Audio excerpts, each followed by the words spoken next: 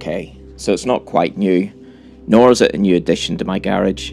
And for those of you who watch my videos, no doubt you'll recognise this as my ex-wife's 883 Extra Low.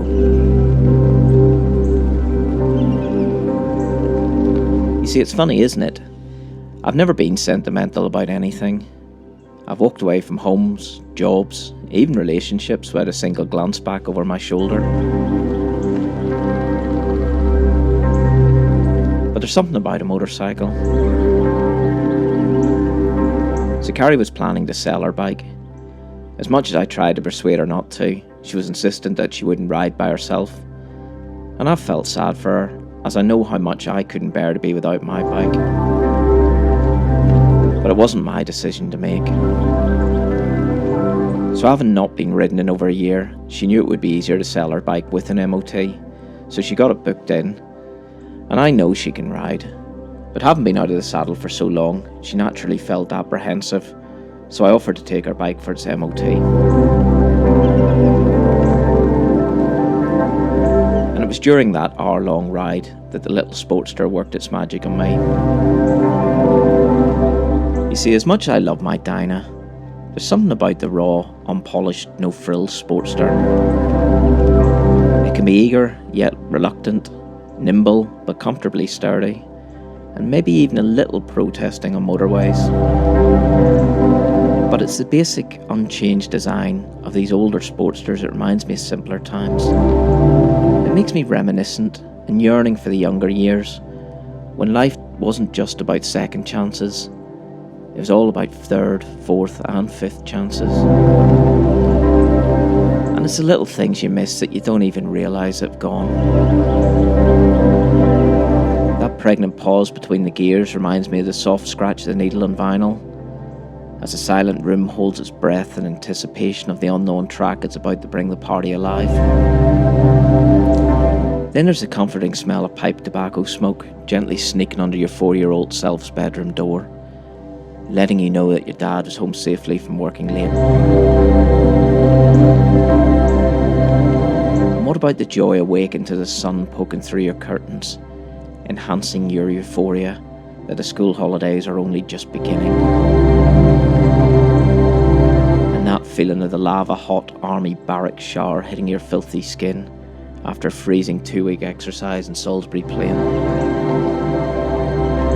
There's just something about the simplicity of these old bikes that endears me to them. There's no ABS, no inbuilt navigation system, no gear indicator, not even a fuel gauge.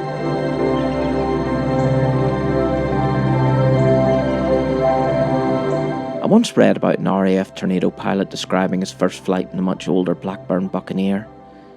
The old gauges, the vibrations of the airframe. I think I know how he felt.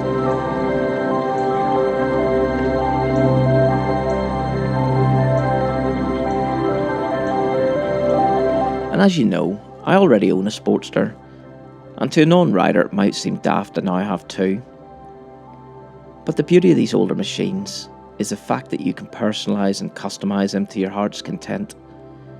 And that's exactly what I'm going to do. In fact, this ride was actually across the sea string at Raw Steel Choppers to discuss the possibility of a custom-made set of Springer forks. So watch this space.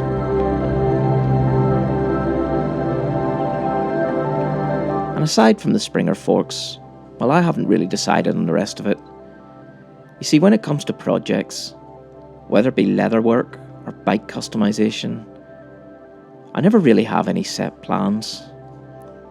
I mean, I've got a vague mental picture of the finished project, but like everything in life, I've learnt that it's better just to take it slow, that the journey can be as pleasurable as the destination.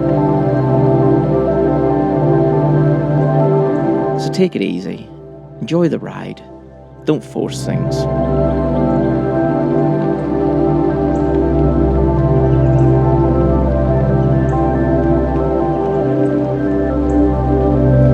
See, it's not so much that it was the fact that it's my ex-wife bike and the memories of all the fun times we were out riding together. It's more to do with the fact that I've lovingly maintained this machine for the last 7 or 8 years. And touch wood, it's been a machine that hasn't yet let me down. So I might be saying goodbye to one side of my family, but I'm not quite ready to say goodbye to the other side.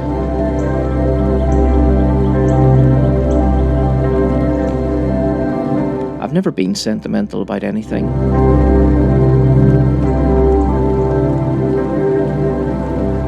But motorcycles are different.